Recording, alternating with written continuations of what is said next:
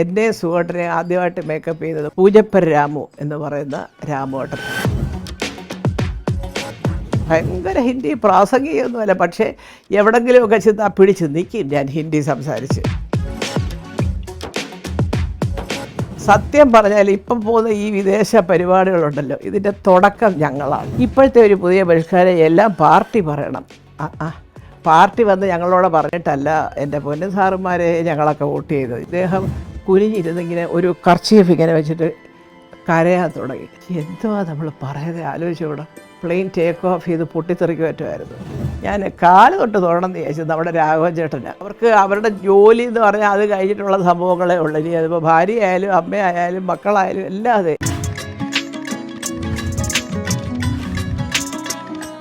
നമ്മളിതിൻ്റെ ഇടയ്ക്ക് കുറച്ചൊരു പൊതുവായ ജീവിതത്തിലുണ്ടായ ചില സംഭവങ്ങളും പൊതുവായിട്ടുള്ള അതിനോടുള്ള സമീപനങ്ങളെക്കുറിച്ചൊക്കെ നമ്മൾ സംസാരിച്ചു. പക്ഷേ എനിക്ക് ഒരു കലാകാരി എന്നുള്ള നിലയിൽ മറക്കാനാവാത്ത ഒന്ന് രണ്ട് കാര്യങ്ങൾ എന്നും മനസ്സിൽ കൊണ്ട് നടക്കുന്നുണ്ട്. അത് ഞാൻ പറയാൻ വിട്ടുപോയതാണെന്ന് എനിക്കറിയില്ല, പക്ഷെ അങ്ങനെ വിടാറില്ല. ഇനി അങ്ങോട്ടേക്ക് പോകുന്നുണ്ടല്ലോ എന്നുള്ള ധാരണയിൽ മാറ്റി വെച്ചതാവും.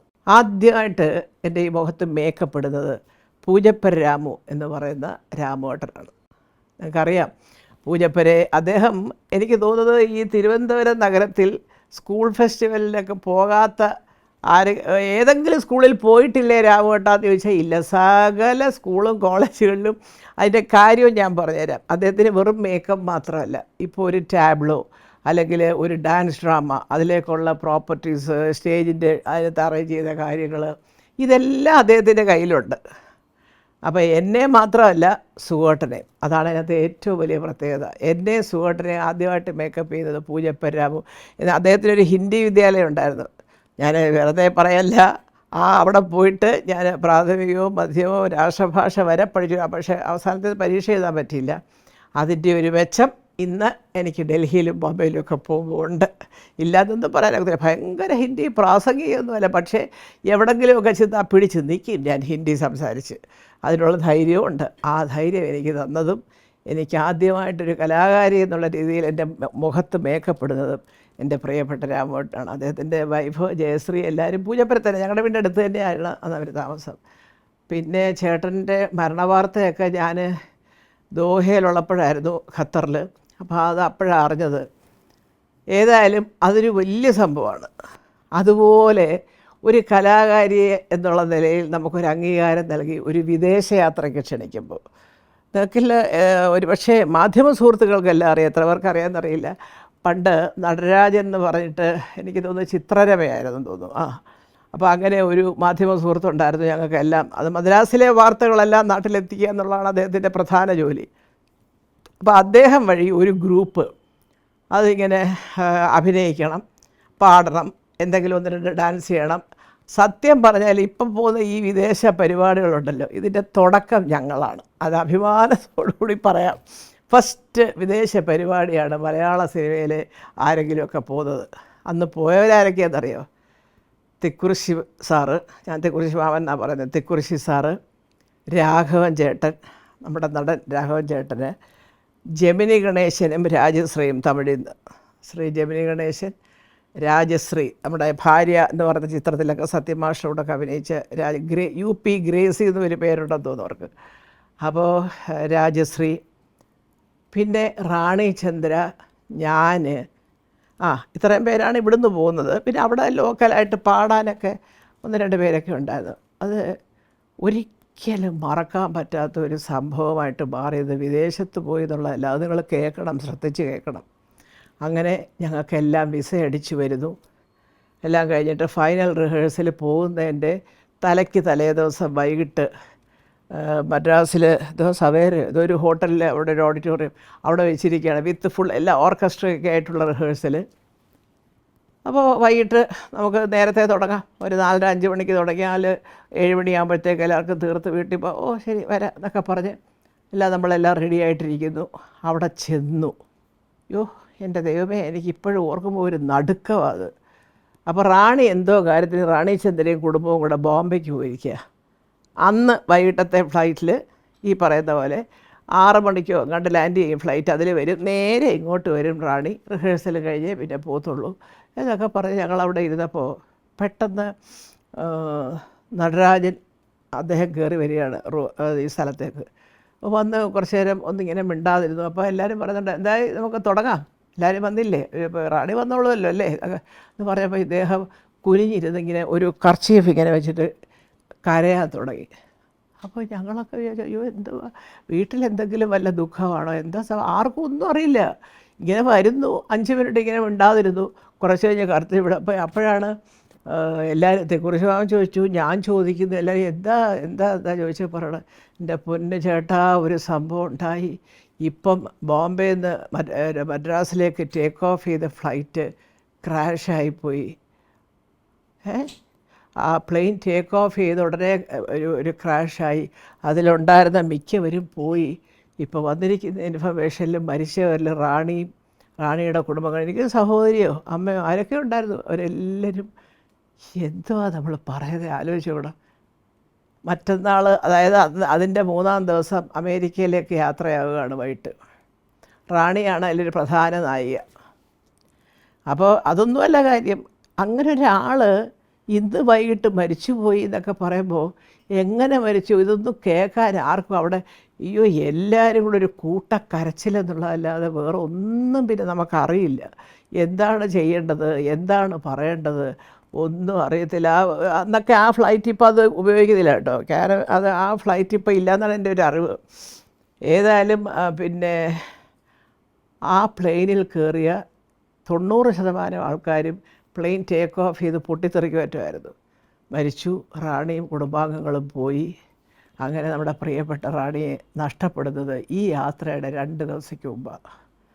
അപ്പോൾ ഞങ്ങൾ മിക്കവാറും ഇതൊക്കെ വേണ്ടെന്ന് വെക്കും എന്നുള്ളൊരു മട്ടിൽ തീരുമാനിച്ചു. അമേരിക്കയിൽ നിന്നുള്ള ഫോണാണെങ്കിൽ അവരും കൂട്ടക്കരച്ചില്ല. കാരണം എല്ലാം ഈ എത്രയോ ഡോളറുകൾ കളക്ട് ചെയ്ത് ടിക്കറ്റുകൾ കൊടുത്തിരിക്കുക ഓരോ സ്ഥലത്ത്. അങ്ങനെ 5-6 സ്ഥലത്തുണ്ടായിരുന്നു ഷോ. അപ്പോൾ ഇതെന്താ ചെയ്യേണ്ടതെന്ന് അറിയത്തില്ല. അപ്പം ഇതിൻ്റെ നടത്തിപ്പെന്ന് പറയുന്നത് ഇന്ന് എല്ലാവർക്കും അറിയാം. കാരണം അദ്ദേഹം പിന്നീട് ഒരുപാട് ഷോ നടത്തി. നമ്മുടെ വിജയൻ എന്ന് പറഞ്ഞിട്ട്, അദ്ദേഹത്തിൻ്റെ വൈഫ് ഡോക്ടറാണ് രാധിക. അപ്പോൾ അവരാണ് നടത്തുന്നത്. അപ്പോൾ എന്താ ചെയ്യേണ്ടതെന്ന് അറിയത്തില്ല. ഞങ്ങൾ എങ്ങോട്ട് പോകാനാ, മരിച്ച അവശിഷ്ടങ്ങൾ പോലും ഒന്നും എങ്ങനെയാണിത് കളക്ട് ചെയ്യാൻ പറ്റുമോ, ആളെ തിരിച്ചറിയാൻ പറ്റുമോ, ഒന്നും പറ്റത്തില്ല എന്നൊക്കെയുള്ള വാർത്തകൾ ഇങ്ങനെ വന്നുകൊണ്ടിരിക്കുകയാണ്. അപ്പോൾ അത് വാസ്തവം പറയുകയാണെങ്കിൽ കലാകാരി എന്നുള്ള രീതിയിൽ എൻ്റെ ആദ്യത്തെ വിദേശയാത്രയ്ക്ക് ശേഷം, വിദേശയാത്രയോടെ തന്നെ എനിക്കൊരു ബുദ്ധിമുട്ട്, വേറെ അപകടം വരുന്നു എന്നുള്ളതുകൊണ്ടല്ല, അത് പറയുമ്പോഴേ എനിക്ക് റാണിയാണ് ഓർമ്മ വരിക. കാരണം അതിന് 2 ദിവസത്തേക്ക് പോരെ ഞങ്ങളുടെ കൂടെ നിന്ന് ഡാൻസും കളിച്ച് നാടകവും കാണാതെ പഠിച്ച് പോയ ഒരാളാണ്. പണ്ട് എല്ലാവരും പറയും റാണിയെ കാണുമ്പോൾ മല്ലികയും റാണി ചേട്ടത്തെ രീതിയാണെന്ന് തോന്നും, കണ്ടാൽ ഏതാണ്ടൊരു ഛായയുണ്ട്. പഴയ ഫോട്ടോകൾ എടുത്ത് വെച്ച് നോക്കിയാൽ ഒരു പരിധി വരെ അത് ശരിയാണ്. അപ്പോൾ അങ്ങനെ ഒരു വലിയ മറക്കാനാവാത്ത സംഭവമായിരുന്നു എൻ്റെ ആദ്യത്തെ വിദേശയാത്ര. പക്ഷേ പിന്നീട് പോകേണ്ടി വന്നു. ഒരു ദിവസമോ 2 ദിവസമോ അങ്ങോട്ടൊന്ന് തള്ളി വെച്ചു. കാരണം അടുത്ത വീക്കെൻഡ് മുതൽ ഇങ്ങനെ റാണിക്ക് സംഭവിച്ചത് കൊണ്ടാണ് അതേ ടിക്കറ്റൊക്കെ വെച്ച് അടുത്ത ആഴ്ചത്തേക്ക് ചെന്നെത്തുന്നത് പോലെ നമ്മൾ ആ വിധത്തിലുള്ള അറേഞ്ച്മെൻറ്റ്സൊക്കെ ചെയ്ത് പിന്നെ ഞങ്ങൾ പോയി.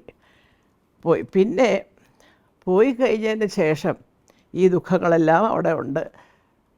ഒരുപാട് രസകരമായ സംഭവങ്ങൾ അമേരിക്കയിൽ. കാരണം അവിടെ ചെന്ന് കഴിഞ്ഞപ്പോൾ നമ്മുടെ പത്മിനി, നമ്മുടെ എല്ലാം പ്രിയപ്പെട്ട ലളിതാ പത്മിനി രാഘവൻ, പത്മിനി ചേച്ചിയാണ് അമേരിക്കയിൽ താമസം. അപ്പം ഞാനും നമ്മുടെ പ്രിയപ്പെട്ട നമ്മുടെ രാഘവൻ ചേട്ടനും കൂടെ പത്മിനി ചേച്ചിയുടെ വീട്ടിൽ. അപ്പം അന്നൊക്കെ അങ്ങനെയാണല്ലോ, വലിയ ഹോട്ടലൊക്കെ അവിടെ എടുക്കുക എന്ന് പറഞ്ഞാൽ താങ്ങാവുന്ന കാര്യങ്ങളൊന്നുമല്ല. ഇന്നിപ്പോൾ എല്ലാവരും മലയാളികൾ തന്നെ അവരവരുടെ വീടുകളിൽ തന്നെ ഇതുപോലെ ഇപ്പോഴും അങ്ങനെ അക്കോമഡേറ്റ് ചെയ്യുന്നുണ്ട്, അല്ലെങ്കിൽ എന്തെങ്കിലുമൊക്കെ ചെയ്യും, അത് വേറെ കാര്യം പോട്ടെ. അപ്പോൾ അത് ഞങ്ങളന്ന് ഏതാണ്ട് തണുപ്പുള്ള സമയമാണ്. അപ്പോൾ അവിടെ ചെല്ലാൻ തന്നെ ഞങ്ങൾ ആദ്യത്തെ ഡേറ്റ് മാറ്റിയത് കൊണ്ട് ഒരു ആഴ്ച 8 ദിവസം കഴിഞ്ഞ് ചേച്ചിയൊക്കെ താമസിക്കുന്ന സ്ഥലത്തെ പ്രോഗ്രാം ഏതാണ്ട് 3-ാമത്തെ 4-ാമത്തെ വെച്ചാണ്. അപ്പോൾ അവിടെ ഞാനും രാഘവൻ ചേട്ടൻ താഴെയുണ്ട്, പത്മിനി ചേച്ചി ഞാനും ഉണ്ട്. ഞങ്ങൾ രാത്രി കാര്യങ്ങളൊക്കെ പറഞ്ഞിരുന്നു, പഴയ കാലത്തെ കാര്യങ്ങളൊക്കെ പറഞ്ഞിരുന്ന്. പൂജപ്പുര പണ്ട് മലബാർ കോട്ടയം എന്നൊക്കെ പറഞ്ഞൊരു വലിയ വീടുണ്ടായിരുന്നു, മലയാ കോട്ടേജോ, അതെ. അപ്പോൾ അവിടെയൊക്കെ ഒരുപാട് ചരിത്രങ്ങളൊക്കെ ഞങ്ങൾ പറഞ്ഞു. അങ്ങനെ കിടന്നു. ഞാൻ നേരം വെളുത്ത്, അപ്പോൾ ഒരു തണുപ്പ് സീസണായിട്ട് നേരം വെളുക്കുമ്പോൾ ഈ ജനലിൽ കൂടെ ഈ മൂടൽ മഞ്ഞിൻ്റെ ഇത് കാണും. അപ്പോൾ ഞാൻ പതുക്കെ ഇങ്ങനെ തുടച്ചൊക്കെ നോക്കിയപ്പോൾ ആരോ മുറ്റത്തിങ്ങനെ ഇരിക്കുന്നു. അപ്പോൾ എനിക്ക് ശരിക്കും കാണാൻ വയ്യ, എങ്കിലും നല്ല തണുപ്പുണ്ട്, മുറ്റത്തിരിപ്പുണ്ട്. നോക്കുമ്പോൾ നമ്മുടെ മലയാളികൾ ആരാണ്ടെന്ന് മനസ്സിലായി. ഒരു മുണ്ടാണ് ഉടുത്തിരിക്കുന്നത്, ഒരു മുണ്ട് ഉടുത്ത് ഇരിപ്പുണ്ട്. അപ്പോൾ ഞാൻ അയ്യോ ഈ തണുപ്പത്ത് ഇതാരപ്പായി മുറ്റത്ത് പോയിരിക്കുന്നത് എന്നൊക്കെ എനിക്ക് തോന്നി സത്യം പറഞ്ഞാൽ. പിന്നെ ശ്രദ്ധിച്ച് നോക്കിയപ്പോൾ മനസ്സിലായത്, ഞാൻ കാല് തൊട്ട് തൊടണമെന്ന് വിചാരിച്ചത് നമ്മുടെ രാഘവൻ ചേട്ടനാണ്. ആ പ്രായത്തിൽ, അന്ന് ചെറുപ്പമാണ് ചേട്ടൻ, അന്ന് തൊട്ട് കൃത്യമായിട്ട് രാവിലെ എഴുന്നേറ്റ് യോഗ ചെയ്യുകയും പ്രാർത്ഥിക്കുകയും അത് എന്തൊരു ചിട്ടയുള്ള ഒരു ജീവിതമായത് രാഘവൻ ചേട്ടൻ. അപ്പോൾ അങ്ങനെ ഒരു സംഭവം അമേരിക്കയെ കണ്ടപ്പോൾ ഞാൻ ഇന്നും എൻ്റെ പിള്ളേരൊക്കെ ഇതൊക്കെ ചെയ്യുമ്പോൾ എക്സസൈസൊക്കെ ഞാൻ പറയടാ, കൊച്ചു വെളുപ്പാൻ കാലത്ത് മഞ്ഞത്ത് സത്യം പറയുകയാണേ മോനെ രാഘവൻ ചേട്ടൻ ഇങ്ങനെ ഇരിക്കുന്ന അമ്മയുടെ കണ്ണുകൊണ്ട് കണ്ടതാണ് എന്നൊക്കെ പറഞ്ഞ് ഞാൻ പറയാറുണ്ട്. അപ്പോൾ എന്നിട്ട് ഇപ്പോൾ എന്നെ തിരിച്ച് പറയും ഇവർ.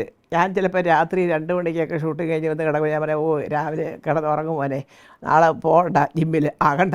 ഇതാണ് കുഴപ്പം, ഈ അമ്മമാരാണ് മടി പിടിപ്പിക്കുന്നത്. ഞാൻ അല്ല, വൈകിട്ട് വയ്ക്കോ എന്നൊക്കെ ഞാൻ പറയാറുണ്ട്. കാരണം പ്രത്യേകിച്ച് രാജുവൊക്കെ അങ്ങ് നല്ലതുപോലെ എക്സ്ട്രീംലി ഹാർഡ് വർക്കിംഗ് ആണ് രണ്ടുപേരും.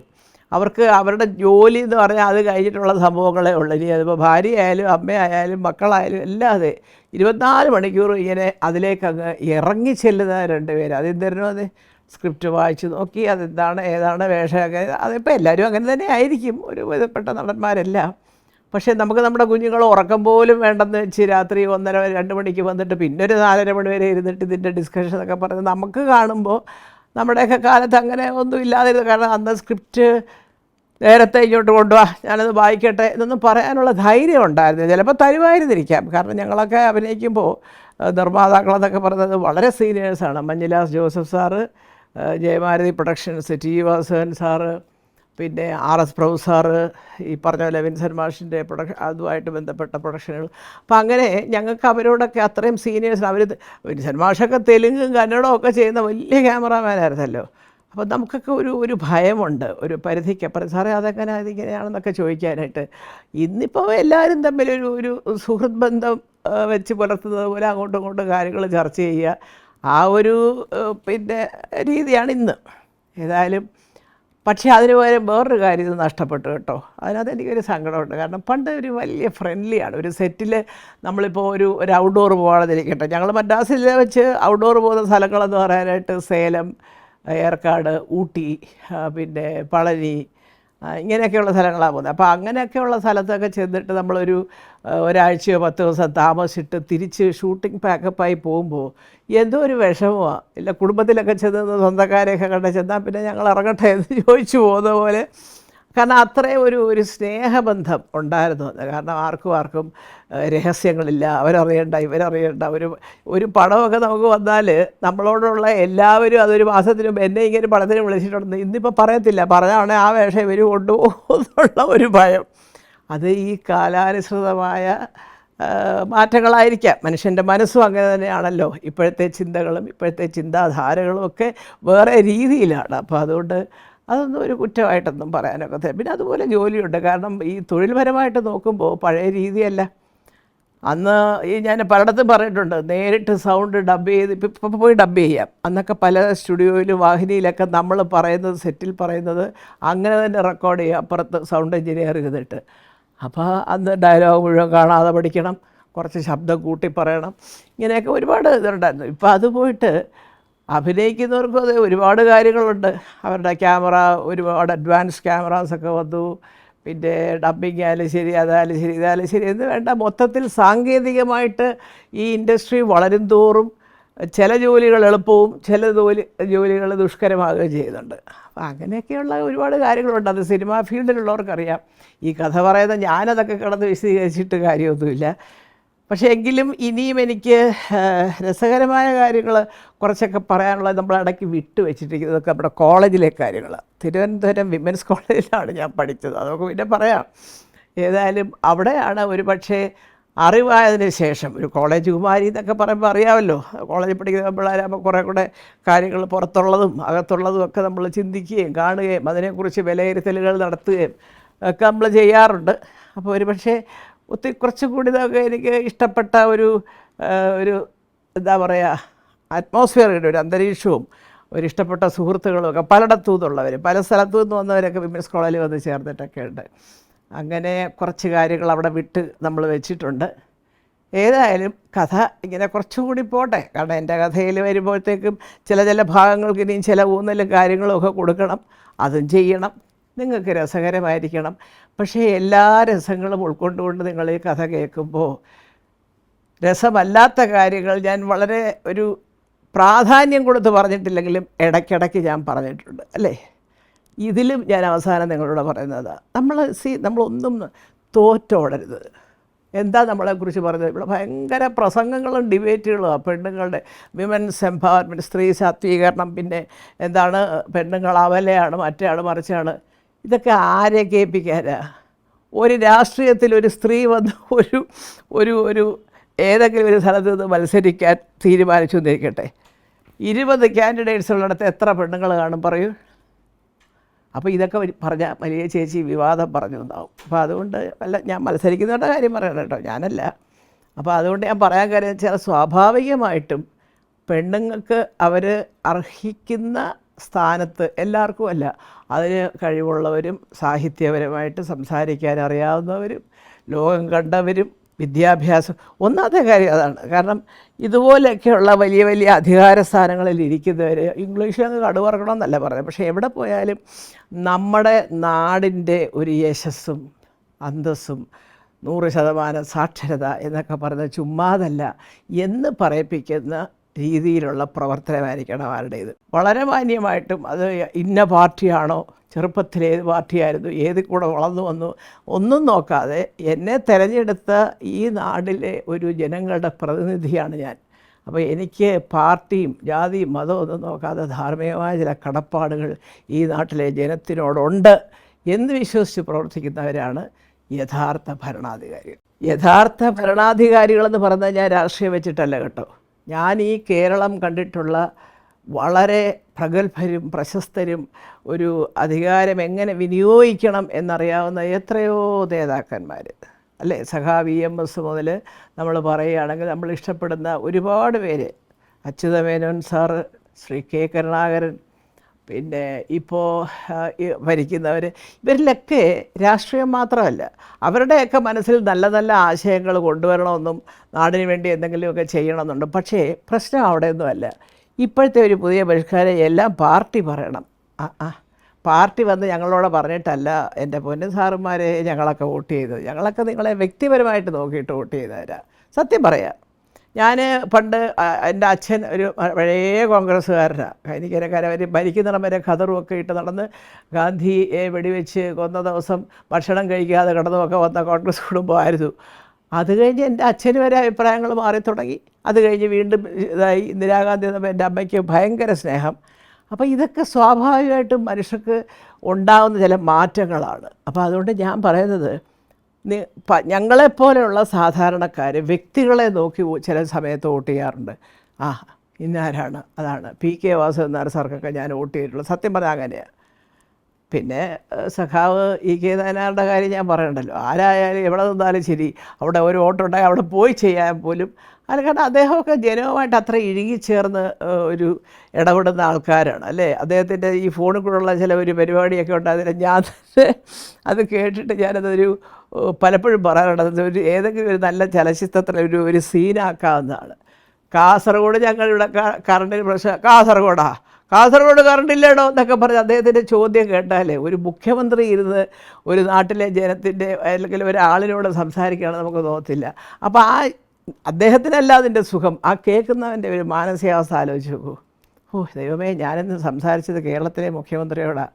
സത്യം പറഞ്ഞാൽ മനസ്സിനൊരു സുഖം, അദ്ദേഹം അത് ശരിയാക്കി തരാമെന്ന് പറഞ്ഞാൽ അപ്പം തന്നെ ആരെയും വിളിച്ചൊക്കെ പറയുന്നത് കേട്ടു. ഇത്രയും മതി, നടന്നോ ഇല്ലതൊക്കെ ഉള്ളത് പിന്നത്തെ കാര്യം. അങ്ങനെ എനിക്കൊരു അനുഭവം ഉണ്ടായി, ഞാൻ പലപ്പോഴും പറഞ്ഞിട്ടുണ്ട്. ഞാൻ എൻ്റെ അവിടെ ഒരു വെള്ളം കയറി, എൻ്റെ പൊന്നെ, എൻ്റെ ജോലിക്കാരെ ബോട്ടിൽ കയറ്റി വെച്ചാൽ എൻ്റെ കഷ്ടകാലത്തിന് ഞാൻ പറഞ്ഞു എനിക്ക് ആ ബോട്ടിൽ കയറാൻ പേടിയാ എന്നും പറഞ്ഞ് ഞാൻ ഒരു കുട്ടകം പോലത്തെ ഒരു സാധനത്തിനകത്ത്, ഈ വാർപ്പ് പോലെ ഒരു ഇതിനകത്ത് കയറി ഞാൻ ഒരു 50 മീറ്റർ കാറ് കിടക്കുന്നിടം വരെ ഒന്ന് പോയതിന് ഇവിടെ എന്തെല്ലാം പറഞ്ഞു. അയ്യോ എവിടെ പോയി അത് പോട്ടെ, അതൊക്കെ കഴിഞ്ഞ കഥകളൊന്നും ഇവിടെ പറയാൻ പ്രസക്തിയില്ല. എങ്കിലും എൻ്റെ കഥയിൽ ഞാനൊരു പുസ്തകം എഴുതുവാണെങ്കിൽ അതൊക്കെ വരും തീർച്ചയായിട്ടും. എഴുതും, മിക്കവാറും എഴുതിക്കൊണ്ടിരിക്കുന്ന ഒരു ഘട്ടത്തിലാണത്. അങ്ങോട്ട് പെട്ടെന്ന് എല്ലാ ദിവസവും നമുക്ക് ജോലിയുടെ ഒരു തിരക്ക് കാരണം നമ്മൾ പ്രായമായില്ലേ, വരുമ്പോൾ ഒരു ക്ഷീണം കാണും, കുളിക്കും, ഭക്ഷണം കഴിക്കും, കിടക്കും. ഒരു 3-4 ദിവസമൊക്കെ പണിയില്ലാതിരിക്കുമ്പോൾ നമുക്ക് എന്തെങ്കിലുമൊക്കെ ഒന്ന് കുത്തി വരയ്ക്കണം എന്നൊക്കെ തോന്നും നമുക്ക്. ഏതായാലും ശരി, അപ്പോൾ അത് അങ്ങനെ ഒരു അവസരം വന്നപ്പോൾ ഞാൻ മുഖ്യമന്ത്രി സഖാവ് പിണറായി വിജയനെ അദ്ദേഹത്തിനെ പോയി കണ്ടു. അതിനു മുമ്പ് ഞാൻ കയറി ഇറങ്ങി. ഞാൻ നേരിട്ടാണ്, അതും കൂടെ നിങ്ങൾ ഓർത്തോണം, നടന്നില്ല. നിങ്ങളൊക്കെ പറയത്തില്ലേ, ഓ നിങ്ങളൊക്കെ പോയാൽ ഇല്ല, ചുമ്മാതാ. ആര് പോയാലും വിചാരിക്കേണ്ടവർ വിചാരിക്കുമ്പോഴേ കാര്യം നടക്കത്തുള്ളൂ. എൻ്റെ ഒരു ഫയല് അന്ന് ഇറിഗേഷൻ വകുപ്പിൽ ഇങ്ങനെ കിടക്കുകയാണ് 1 കൊല്ലമായിട്ട്. അതിനു മുമ്പ് 5 വർഷം UDF ഭരിച്ചിരുന്നപ്പോൾ ഒന്നും സംഭവിച്ചില്ല, ഒരു കാര്യവുമില്ല. പുറകിലൊരു കനാലുണ്ടല്ലോ, അത് റോഡിൻ്റെ ഒന്നും മിസ്റ്റേക്ക് മാത്രമല്ല. ആ കനാലിനകത്ത് വർഷങ്ങളായിട്ട് ആൾക്കാർ വീട് പണിതും കാട് വെട്ടി എല്ലാം കൊണ്ട് അതേ അങ്ങനെ ബ്ലോക്കായി, വെള്ളം പോകുന്നില്ല. അങ്ങനെ വന്നതാണ്. പക്ഷേ ഇദ്ദേഹത്തിനോട് പറഞ്ഞു അടുത്ത ദിവസം തന്നെ അത് എവിടെയോ എന്തോ പേപ്പറോ അല്ലെങ്കിൽ അതിൻ്റെ ഒരു വിവരം പോയി കാണണം. കളക്ടർ വരുന്നു, വില്ലേജ് ഓഫീസിൽ നിന്ന് എല്ലാവരും വരുന്നു. നോക്കുമ്പോൾ എന്താ കാര്യം, നിറഞ്ഞ് കിടക്കുകയാണ്.